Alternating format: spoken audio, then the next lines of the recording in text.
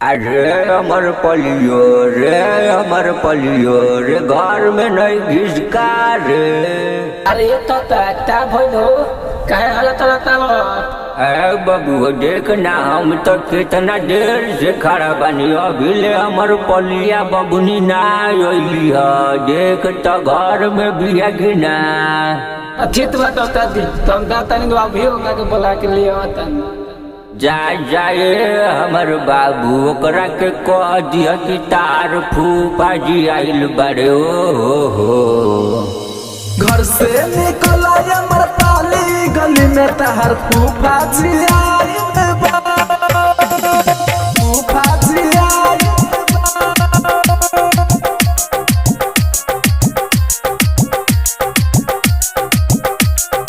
Music by DJ Umesh Shukipur Bazar.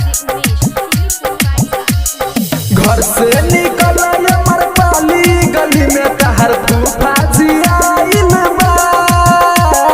घर से निकला अमर पाली गली में तहर फूफा जी आइल बा।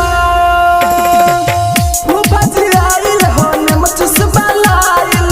फूफा जी आइल हो नेमचुस बलाइल। लोटा में पानी भर के लाबा गली में फूफा जी आइल बा। घर से निकला अमर पाली गली में तहर फूफा जी आइल बा।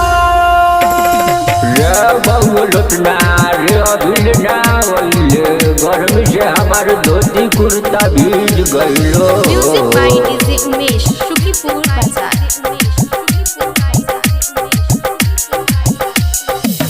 खाना बनाबा हो मुर्गा ले आबा। मुर्गा ले आबा हो मुर्गा ले आबा। खाना बनाबा हो मुर्गा ले आबा। अगन में जल्दी से टेबल लगाबा। पाउज के बोतल ले आबा कि ताहर फूफा भूखाइल बा।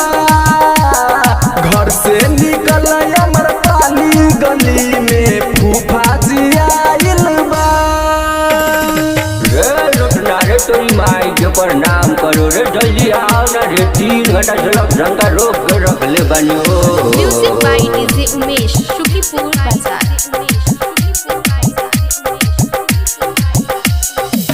दीपस दीवाना के लहना बोलाई।